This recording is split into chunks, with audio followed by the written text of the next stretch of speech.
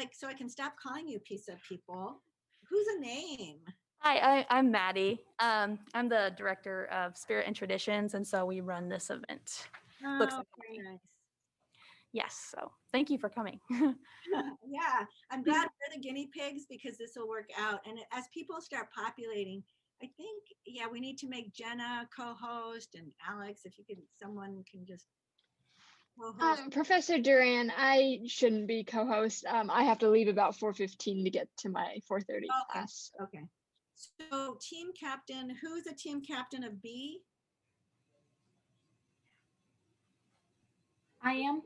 Okay, so do you want to, we don't really have time to practice, but hopefully just bring up your PowerPoint and I'm going to hand it over to the PISA people so that they can do our little 2-minute introduction. And then, you know, we'll just go through teams B, C, D, and A. So you guys are doing great. Bye. I'm going to remove our spotlight, or Maddie can take over and I'm going to be quiet now. Okay, here we go. Good afternoon, everyone. My name is Maddie Grigsby, and I'm the Director of Spirit and Traditions for the Purdue Student Union Board. Thank you for attending today's event. This year marks the 70th anniversary of Books and Coffee. If you'd like to be notified about all Purdue Student Union Board events, go ahead and follow us on social media at PSubEvents and ask us about any other information you have. If you're attending virtually, go ahead and look in the chat for the link to the raffle trivia questions. And if you're in person, make sure you have scanned the QR code for those questions. We'll contact the winners after the event. And I'd like to thank Angelica Duran and Sandra Fernandez Rhodes for leading today's discussion. And let's welcome them both.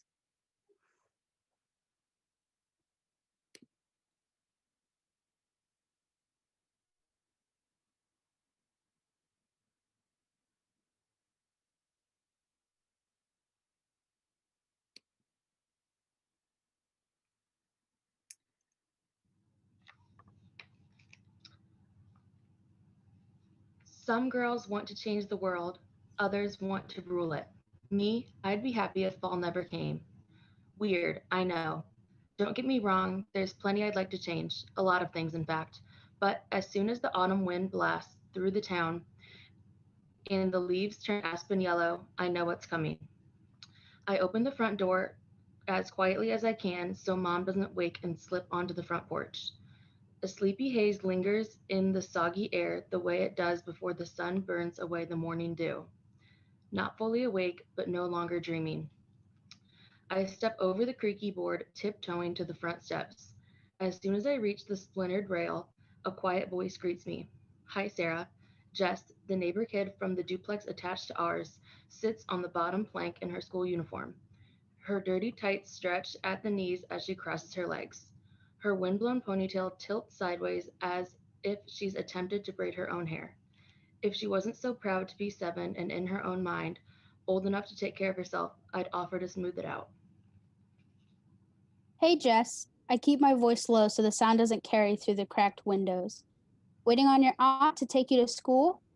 Jess slumps her shoulders and rests her freckled cheeks in her hands. Aunt Kay is still sleeping. She gets real mad when I wake her. Can you take me? Always. I hold out my hand. Jess's tiny fingers, sticky with day-old syrup, grab mine. She stands and scoops up her tattered backpack. I'll patch up your bag later if you want. I lift mine to show her the edges sealed with silver duct tape. Jess gives a big nod. Hand in hand, we walk down the sidewalk under a canopy of oak trees. I'm working on a new art project. Jess hops over tree roots, buckling the con. Yeah, what is it? I check over my shoulder with the eerie feeling of being watched. Trees sway as the wind picks up, and cars pass along the main road, but there's nothing unusual. We rip up tiny pieces of paper and glue them down to make a picture. Jess swings my hand as we turn the corner and walk along the creepy woods with gnarled trees. Ghostly fog hovers 3 feet above the forest floor. I shiver. A mosaic? Nice. What's it gonna be? Jess's eyes brighten the way they always do when I ask her about her art. I wanted to do a dragon, but the boys took all the black paper. I got stuck with light blue and brown. So I took scraps off the floor and tried to make a giant white flower like the ones you showed me in that art book. O'Keefe? I smile and glance at the overcast sky. Impressive. I'm sure it'll look amazing. Jess beams. When the brisk wind kicks up, she wipes a lock out of her hair out of her face. I'm naming this piece the Fate Flower. Ooh, sounds ominous. Can't wait to see it. Out of the corner of my eye, a lethargic shadow moves through the dense mist, hovering in the woods. When I turn to look, it's gone. It's probably a bird or a squirrel or some other random animal. Regardless, I pick up my pace. Jess skips alongside me and smiles. You can have my picture when I'm done. I give her hand a gentle squeeze. I'd love it. I slow my pace after we clear the woods and start our way along the ivory fence near a row of old houses converted into eclectic shops. Jess, catching her breath, looks up at me as if something suddenly occurs to her. Why don't you go to school? I pull my hand out of hers. I study at home, remember? Jess wrinkles her face, confused. How do you make friends? I don't. And that's exactly why Mom doesn't want me in school anymore. I shrug as we weave around a half-unloaded delivery truck. I guess I have to make friends in other ways. In fact, Mom would come unhinged if she knew I was talking to Jess even this much. Jess shakes her head. I wouldn't want to stay home. With her belligerent aunt passed out most of the time, I don't blame her. Swollen, bruise-colored clouds churn in the distance, darkening the sky. A storm is moving in fast. The school sits halfway down the block. Before we cross the street, I glance over my shoulder with that paranoid feeling. Trucks rush down the road. A mom pushes the jogging stroller while talking on the phone. But, as usual, no one notices me. Jess wiggles her loose front teeth as we reach the sidewalk. I nudge her forward. Go on. I'll wait until you get inside. A peal of thunder sounds in the distance. My feet bounce. I want to stop by the market and pick up a few things before Mom wakes up and finds out I'm gone. She needs something besides stale peanut butter toast to eat before working her night shift. Jess's braid bounces against her backpack as she runs up the steps. When she reaches the school doors, she turns and waves at me before heading inside. Distant thunder shakes the ground, and a sudden gust of wind rustles through the trees, swirling leaves over the road. Great. Fall is here. According to my annual track record, I've got about a week left in this town, maybe less.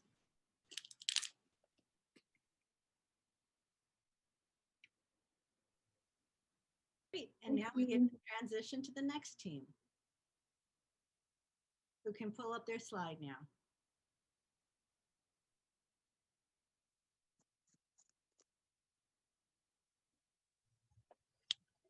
Is that Team B or Team C? I'm so sorry. That's fine. Team C should be the next to go.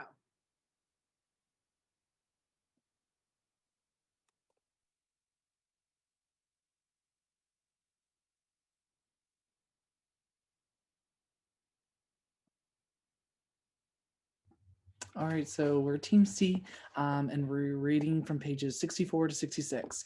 It begins with bickering voices, followed by crude jesting and drunken laughter float down as we turn the corner. The shadows of 2 or 3 people sit on a roof with feet dangling over the ledge. They choke back long swigs from glass bottles. I draw closer to Maddox's side. You sure this is a good idea? To keep up with this long stride, I have to work twice as hard, which does nothing to ease the throbbing in my side, not to mention the wet denim jacket rubbing against the burning road rash on my shoulder. I take in a deep breath of cold air and focus on the flickering street lamp halfway down the narrow road. A whiff of fried food wafts through the damp air, either from a restaurant or someone's apartment. My stomach rumbles. I'm so freaking hungry.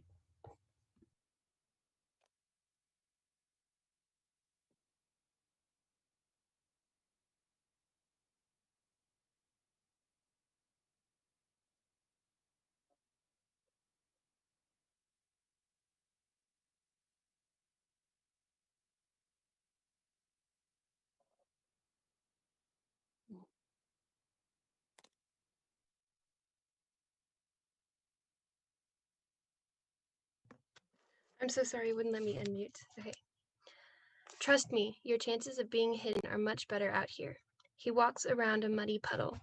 If the creatures come anywhere close, we'll know in plenty of time to get out or hide. Blades and guardians are on the lookout all over the place. I glance over my shoulder. On the opposite side of the street, a dark figure wearing a hooded sweatshirt follows. Although it's a person, not one of the creatures, the brisk, cocky says he's looking for trouble. Uneasiness sweeps over me. Is that one of your blades? Maddox stops under the street lamp in front of a storefront with blacked out windows. As he peers across the dark street, he stands tall with fight written across his shoulders. He couldn't take anyone down right now, not with his arm all banged up. The best I can do is run. Maddox relaxes. Yeah, he's with us.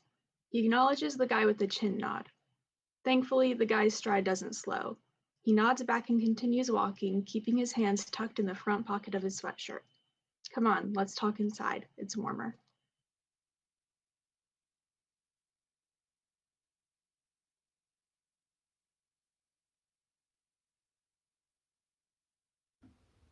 Maddox presses a call button on the brick building that spans the entire block.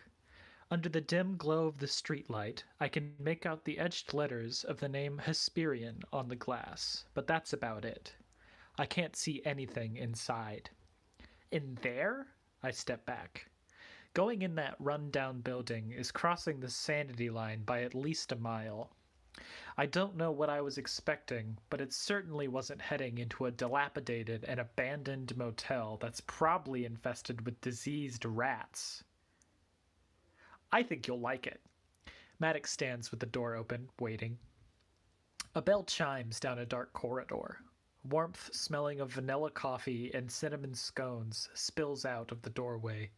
I inhale the air, hoping a deep breath can somehow satisfy my hunger.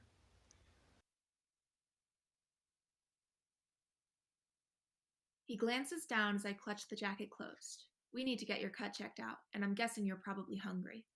Am I ever? My stomach growls in agreement. Forget sanity, food wins.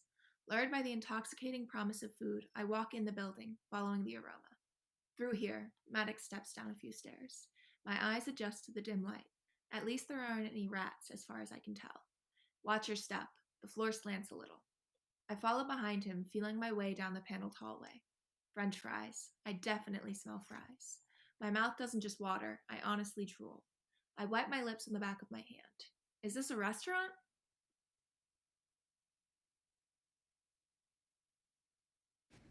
Sort of. Maddox stops when he gets to a sturdy mahogany counter. I stay in the shadow behind him and peek through the brick archway that spills a soft light into the corridor. A few tables with mosaic tabletops and vinyl diner chairs are scattered around the room, and stone columns line the back wall, separating out sunken alcoves with wooden tables and benches. Acoustic guitars and a few voices fill the air, but the music isn't consistent. The strumming stops and starts again, as if we'd entered a pre-show sound check.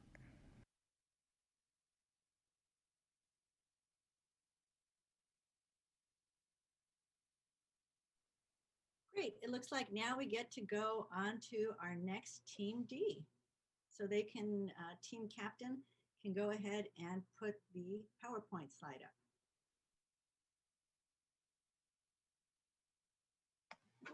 Okay, so we are Team D, and we're going to be reading starting at page 152.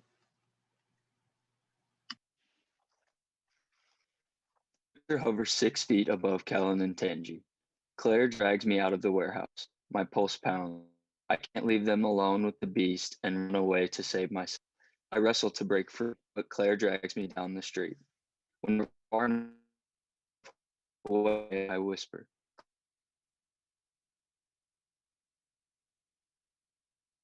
To wait inside, but that thing was to have to descend, they could strike it. Claire maintains her grip as she pushes me around the corner. You're unarmed. If you go back there, that thing will descend on you, suck your soul, and leave you burning in ashes. Is that what you want? You can't fight it barehanded. If you run back there, you'll get in the way and put their lives in danger. Her angry face looks menacing light of the street lamp pulled by insect carcasses. But we should fight. We're not trained the way Kellen and Tangi are. They're giving us time to get back and warn the others by holding the leads off so it won't come after us and give away our location. Don't screw it up. I had sworn I wouldn't hide anymore and I'd face things head on, even if it meant my own life. I hadn't thought about it cost someone else. Rise comes around the corner. Keep your down. If there's one, there's a good chance there might be others. That's another thing I hadn't thought of. I glance around. No signs of creatures or mist so far. I cross the street and follow Rise and Claire, despite this nagging feeling that something's not right. Our brisk footsteps are quiet, but retreating through shadows seems like a horrible idea.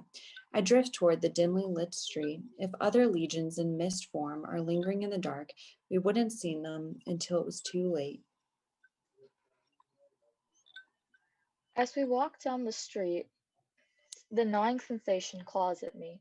Something terrible is about to happen. I can sense it. My insides feel about as torn up as the demolished building we pass. We're supposed to be running back to Hesperian to warn the others to stay inside and hide, but leaving Kellen and Tangi alone to fight feels reprehensible. Rice and Claire jog ahead of me, knives at their sides as they scan the sky. I search the ground for mist, letting my stride fall a little slower.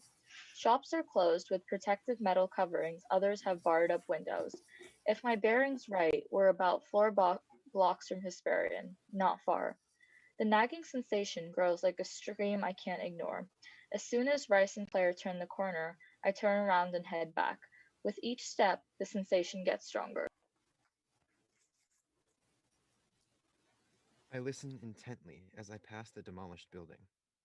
A sound echoes from somewhere in the rubble. It could be a buzzing, like the one in the warehouse, but the sound is so faint it's hard to tell. I search for something to use as a weapon. Broken rebar pokes out from a busted sidewalk. Another piece lies on the ground. It's longer than my arm and wouldn't have any problem digging deep into a creature's heart.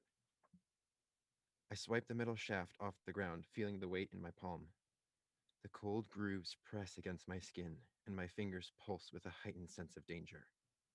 The chemical stench of sulfur is strong. It's the same scent from the warehouse. From what I can tell, only a trash pit remains where a building once stood. The nagging rips through me. Something is down there. I should probably run, but I can't. This is my chance to fight back. Avenge the pain those beasts inflicted on unsuspecting kids who never deserved to die. I tighten my grip on the metal bar and squeeze my way through an opening in the fence. A few remaining steps lead to the bottom. I take one step down, then another. It's dark, but not so much that I can't see the heaping pile of trash near the bottom of the steps.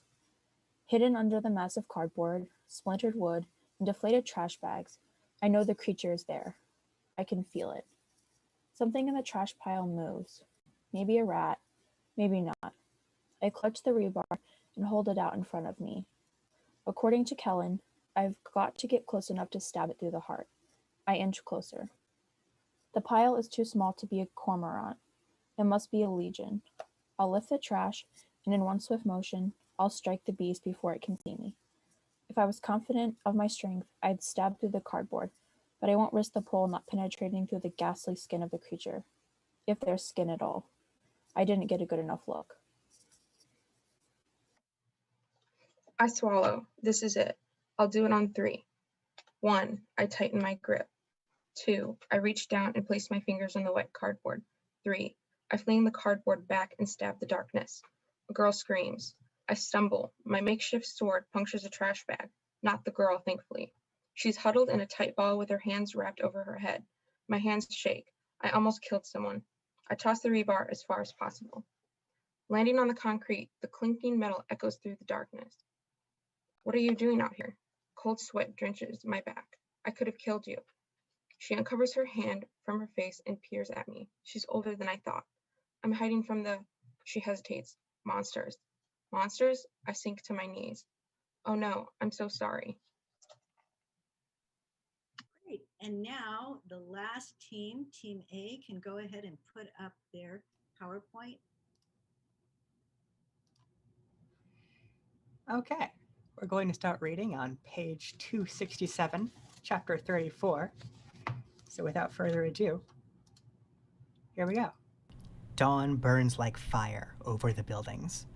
I stand in the middle of a shadowed road with a legion 10 feet in front of me and another hovering in front of Maddox a little farther away. Maddox doesn't hesitate. He comes up behind the legion blocking his path and with his blade sparkling in the morning light, stabs the creature through the heart. The Legion explodes, emitting thousands of red sparks over the road like dying embers. Harper screams, and the square-jaw Legion that was hunting Devon, the one I held captive but couldn't bring myself to slaughter, ascends into the sky with a piercing screech, its pitch cracking nearby windows. "Sarah, behind you!" Maddox gestures frantically at something looming over my shoulder. As soon as sulfuric wind whips near me, I duck and roll into a solid crouched position that would make Tanji proud. Dodging the hit, I quickly spring to my feet. A Legion, larger than any other, implodes on the asphalt right where I had been standing. My heart races. The creature reforms. It's the 4th Legion. 2 down, 2 remain. So far. Harper manages to get Devon to his feet, and they take cover. It's Maddox, hunched in the middle of the road, searching the sky, who's too exposed. And the Legions heard him call my name. Both wispy creatures, invisible to his sight, swirl 20 feet overhead, prowling like greedy vultures ready to descend. If I can call them out again, maybe I can hold them steady until Maddox can attack. "I'm right here," I yell, holding my weapon to the sky. Sirens wail in the distance. Police, ambulance, or both, I can't tell. But it doesn't matter. They're both equally unwelcome right now. Unless they can sense what we sense, they'll only get in our way. I don't dare take my eyes off the beasts. I take a step away from Maddox. "It's me you want!" I shout up at the Legions. My throat tightens. The deformed beasts float in my direction as if I'm pulling hideous helium balloons on a string. I take another step on the warped asphalt, luring the creatures farther away. But then Maddox shouts, "No, Sarah, run!" The Legions break away and form into one colossal smoke bullet, aiming right toward him. "No!" I scream. Maddox can't see the double assassins headed his direction. I run full force at Maddox. I crash into his side, but I'm blown back. As I'm knocked to the ground, the knife sparks against the Legion and burns my hand before flying out of my fist. My back and elbows scrape against the cement as the creature lands on top of me. My hand sizzles as I try to punch through leathery skin. Both Legions wobble for a brief moment, then regain strength. Despite what they used to be, these beasts are not human.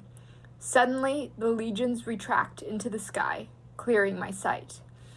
Maddox lies on the ground several feet away, groaning in pain with his knife nowhere around. The hair on his forehead is tainted with blood. He's too injured to get to his feet and run. Another hit, and he'll be dead. The monsters spin high above Maddox, ready for the final blow. I can't see the blade anywhere. I stagger to my feet, weaponless. Something uncontainable wells deep inside of me. I curl my fist tight and scream over the approaching sirens with every bit of breath I have. "Leave him alone! It's me you want. I'm a blight." As soon as the words escape my lips, my skin turns cold.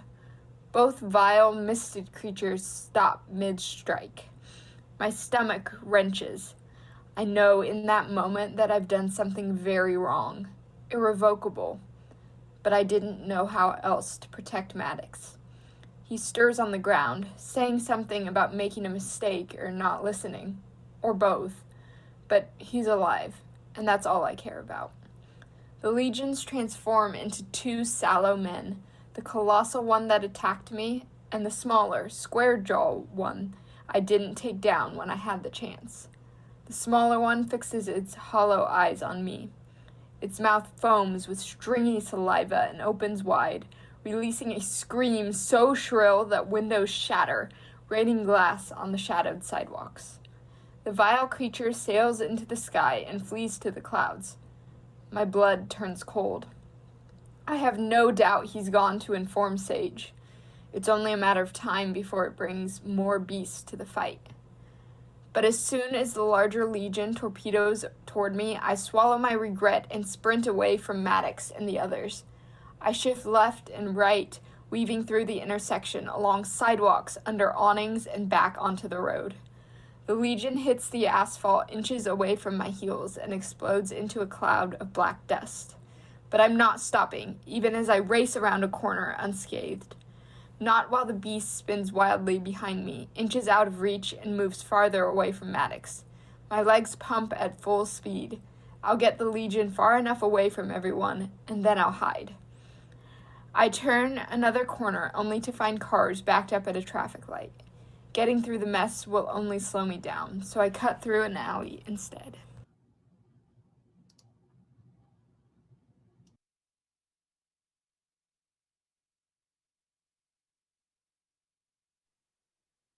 And all we are is Team A done? Yes.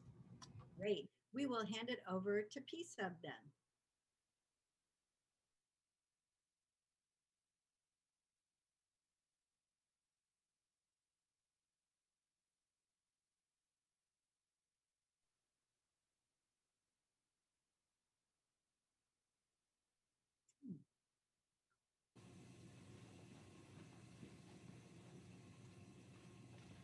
I apologize for the delay.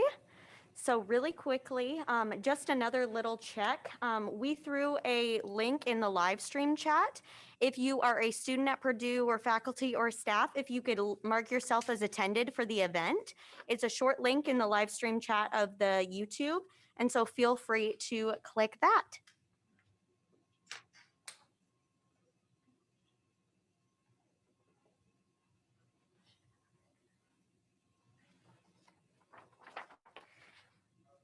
And if P-Sub has any other announcements, they can go ahead and make that.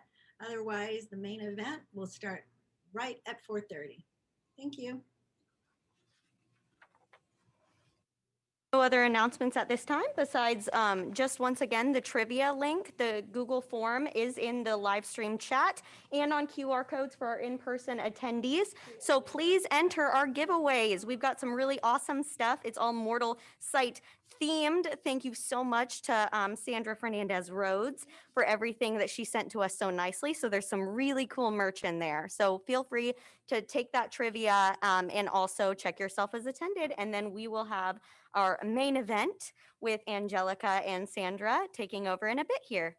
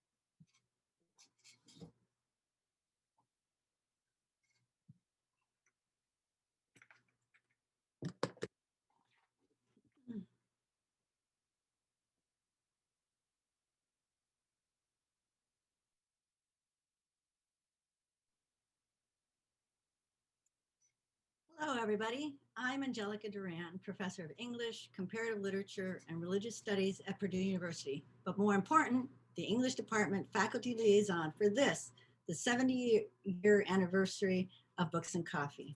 To all of you, welcome, welcome, welcome.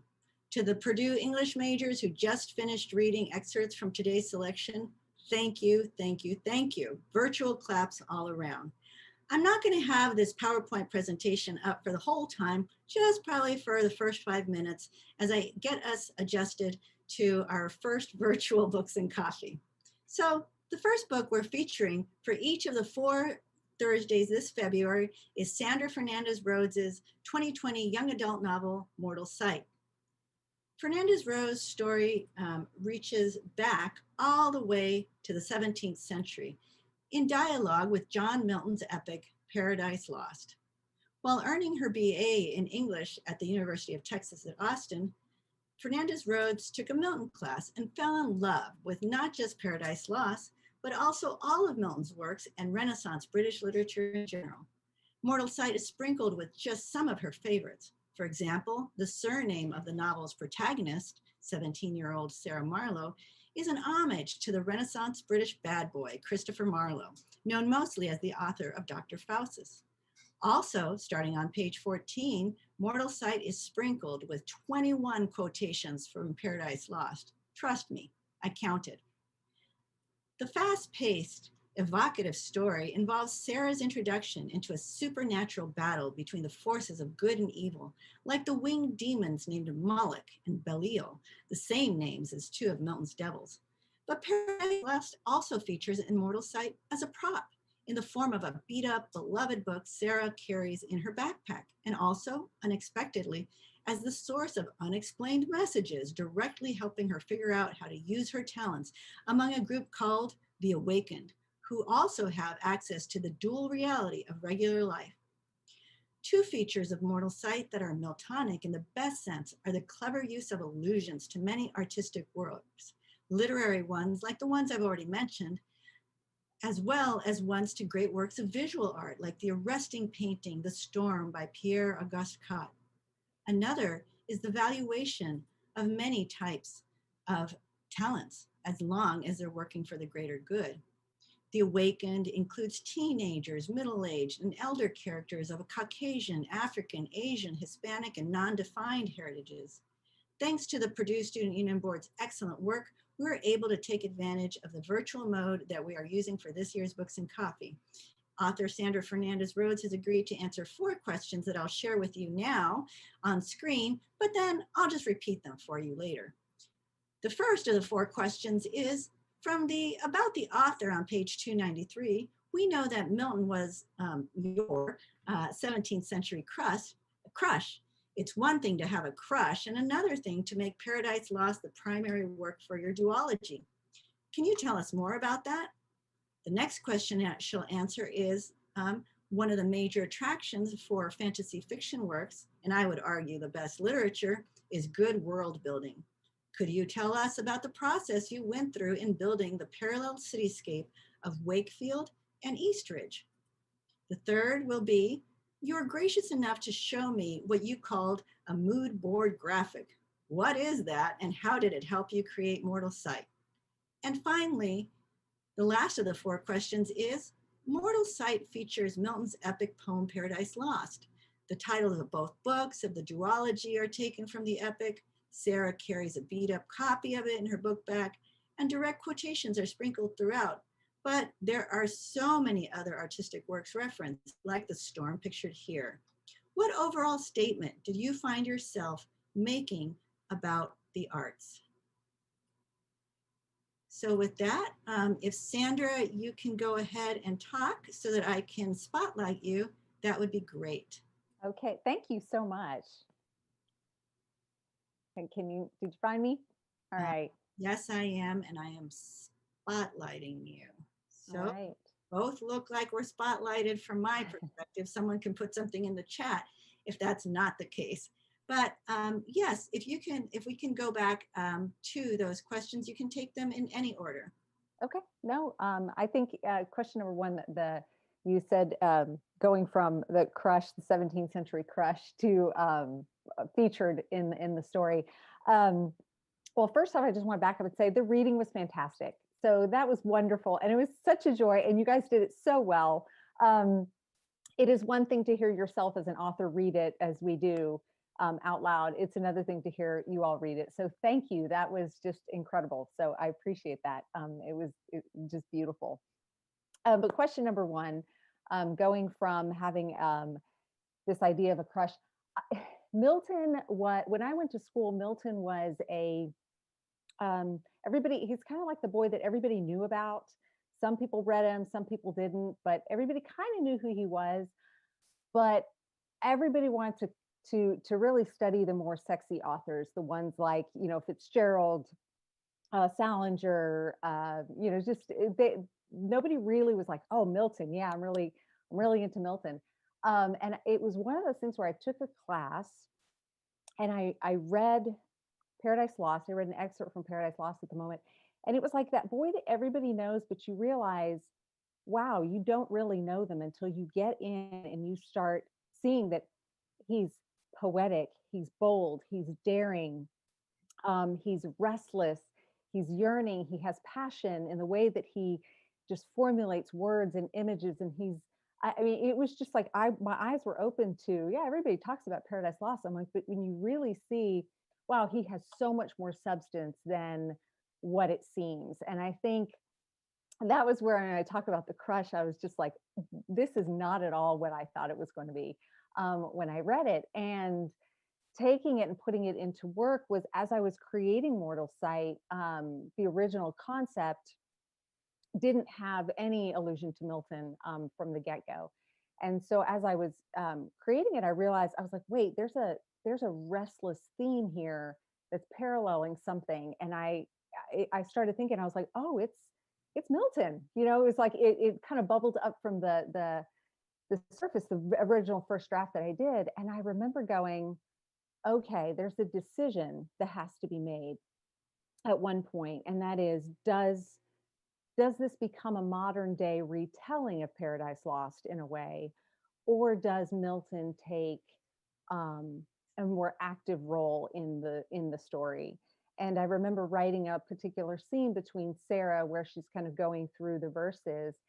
And it was at that moment that I was like, oh, Milton wants a role, like he wants to be in it. And that pivot point, that particular scene really kind of changed the whole direction of the story, where it was very clear that, this is kind of taking on a life of its own. It's not a retelling at all. It's something, I mean, I have to say, it's something that I wish I could go, this is exactly how I set out to do it, but that is not the case at all. And so it's just that love that kind of bubbled up, and I realized that sort of restlessness in his work was kind of a heartbeat and a pulse that I found in my own. I really love that term that you used, that you said, and I wrote it down. He wants to be in it. For those of us who have had the joy of reading Paradise Lost, as well as some of his other works, we do know about that narrator that just keeps cropping up, maybe a little bit more than some other narrators we have. But let me get to the second question. As I wrote, or as I stated, one of the major attractions for fantasy fiction works is good world building. So could you tell us about the process you went through in building the parallel cityscapes, and maybe even why you set it in a city for Wakefield and Eastridge? As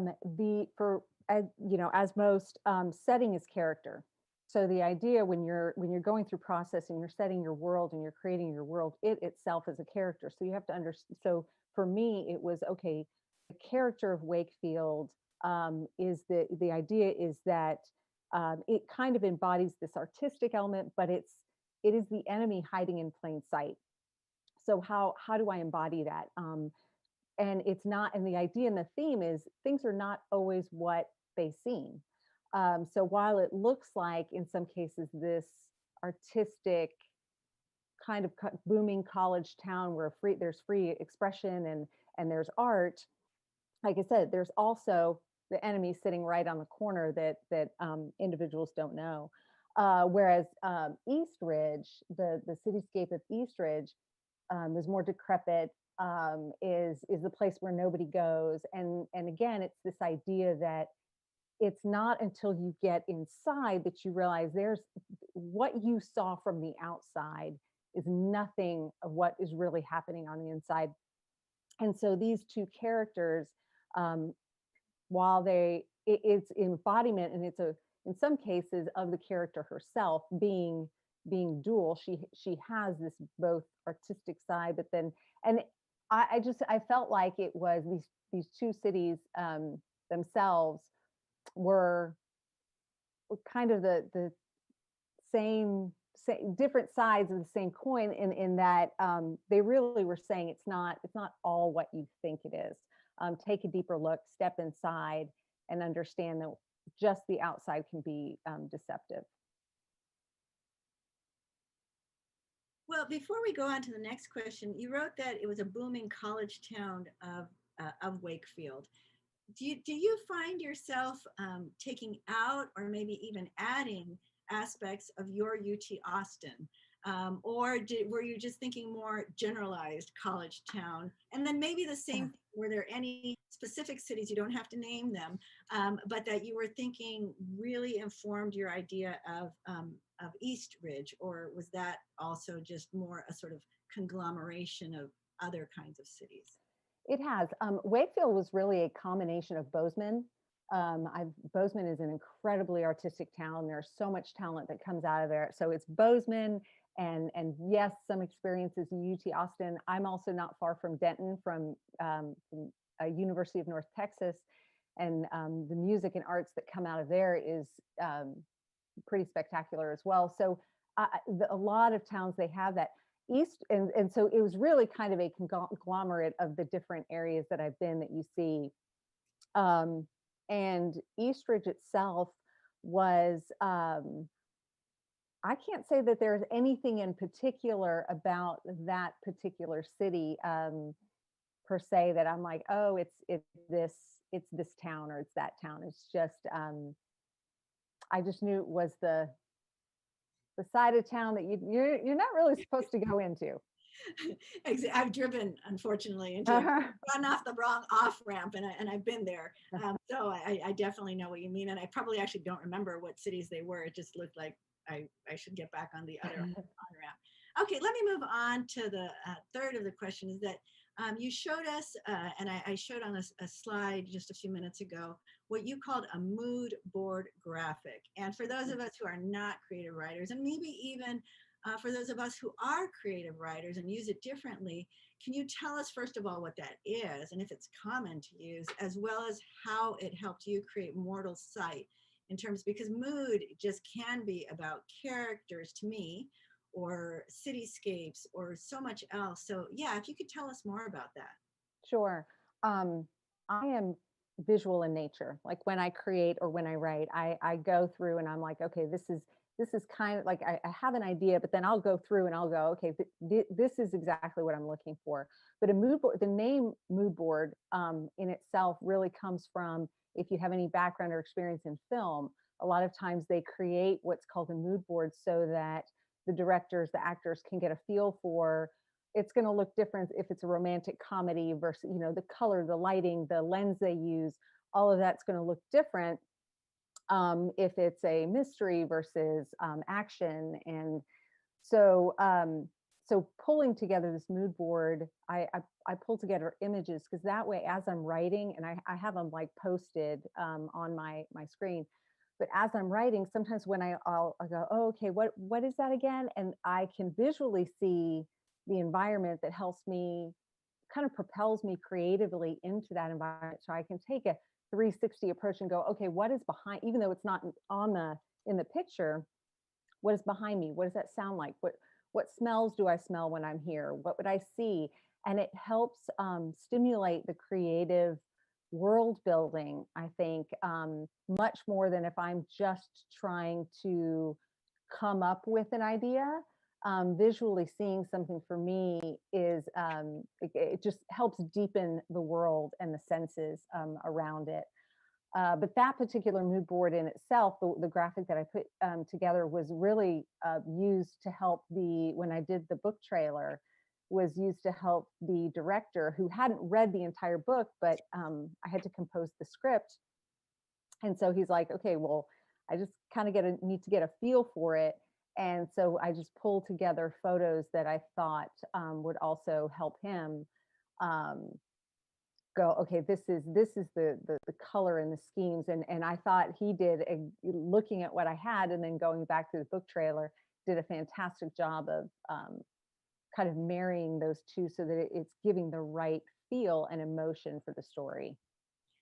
I'm glad you mentioned the smells, actually, because in one of my classes, we get to read Mortal Sight, and I mentioned that I really like Gladys, in no small part because I think I conjure the smell of good food when I think of Gladys. But let me get on to the last of our 4 questions.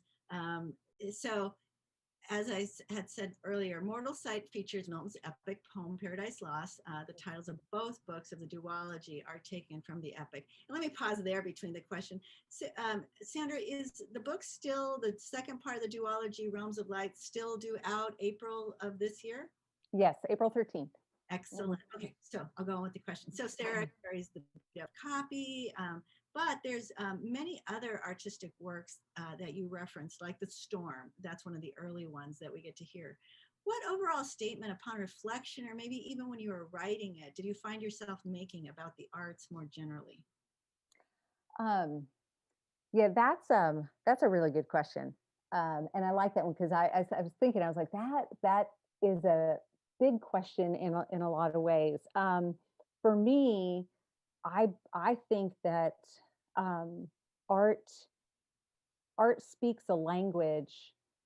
It's almost a language that can speak to the soul and that can transcend.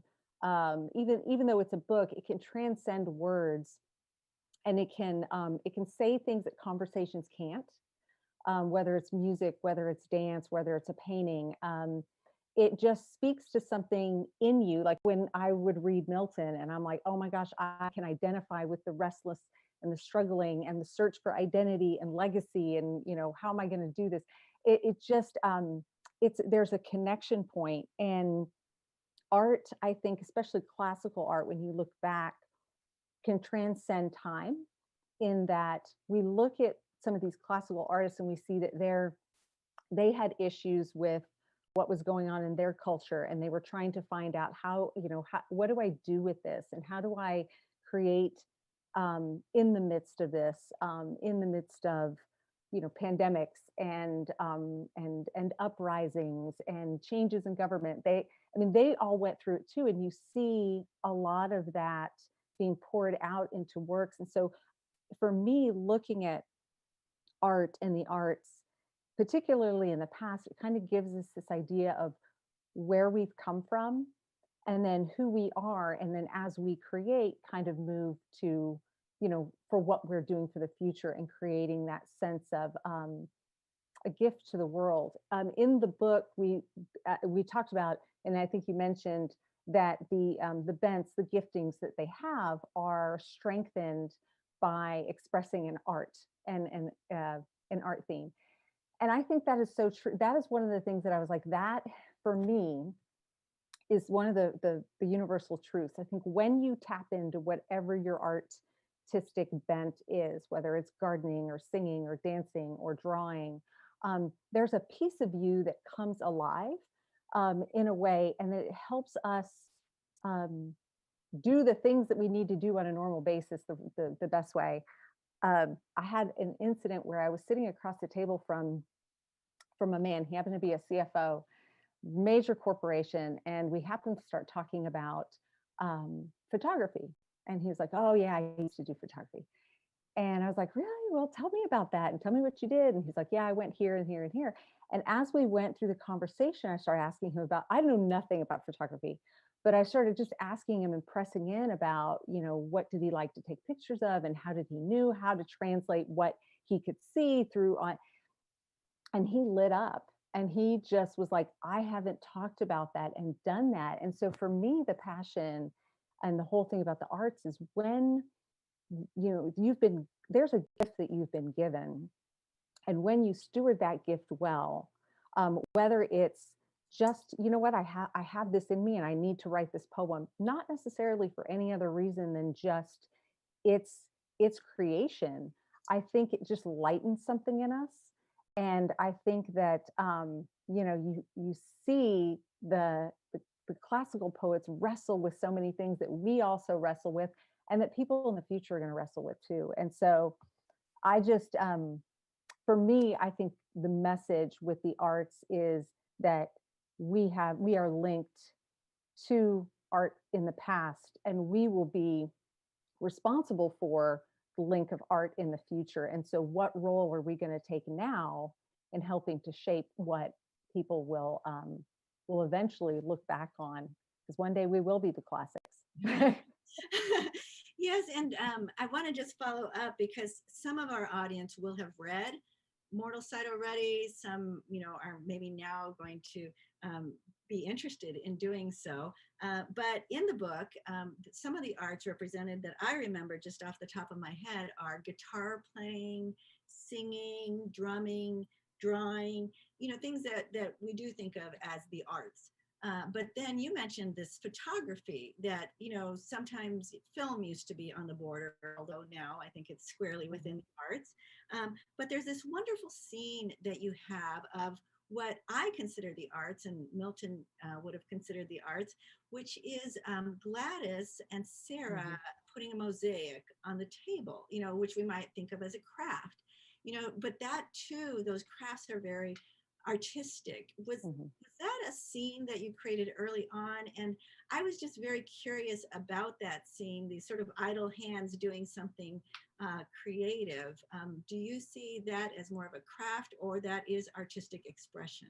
I think artistic expression, I think it can be the gardening. There's a scene with gardening, and I think gardening can be artistic expression. Gladys's cooking is an artistic expression. I think it can come across in so many different ways.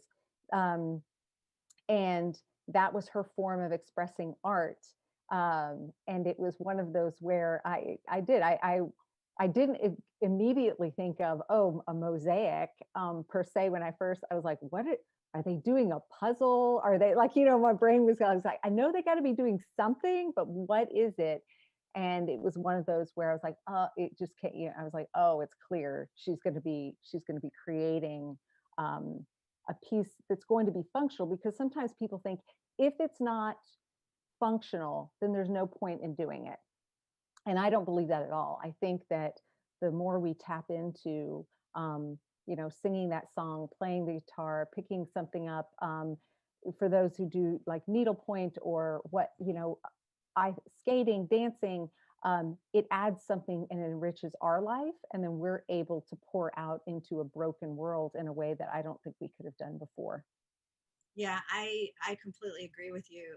And what I'm going to be doing now is pulling up that PowerPoint that I had earlier as I begin to pass this back over to the Purdue Student Union Board, which will be, I think, doing the raffle. But as those of you are seeing, it's constantly preparing the slides. So let me see if it will bring it up. Good, it seems to have worked. So for those of you interested in following a little bit more about Sandra Fernandez Rhodes, I'm going to now show our last slide as we get to thank her. You can follow her on Instagram. She's on Facebook. She's on Twitter, or she also has a website. I will leave it to the Purdue Student Union Board to tell us a little bit more about how this and the next 3 weeks will be recorded so that people can come back to it and not have to furiously try to copy and paste on this slide. But virtual claps all around to Sandra, and I will pass it back on to the Purdue Student Union Board. Thank you. All right, so if you would like to revisit this talk at any point in time, it will be on our YouTube channel where you're currently watching it, if you're watching the live stream. So feel free to pop on there if you ever want to rewatch it.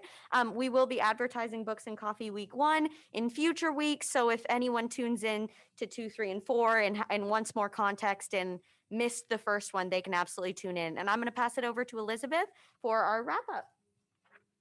All right, thank you. I'd just first like to thank you guys again, both our speakers, for doing such a wonderful job and for taking time out of their day to join us. We'd also like to thank Vaughn's Bookshop for their generous book donations for all the books that we have through the coming weeks. We also have 3 prize giveaways surrounding this week's book, which include the physical copy of Mortal Sight merchandise, and Starbucks gift cards. You can win those by entering via our trivia, which should be properly in the link, the proper link in the chat. And then again, after this event, if you could please take a moment to fill out the short evaluation. If you were able to access the other link in the chat, that'll get emailed to you, and we would really appreciate your feedback on this event so we can make it better for you in future weeks and future years. So thank you everyone for attending Books and Coffee this week, and we look forward to seeing you in the coming weeks. Thank you, everybody.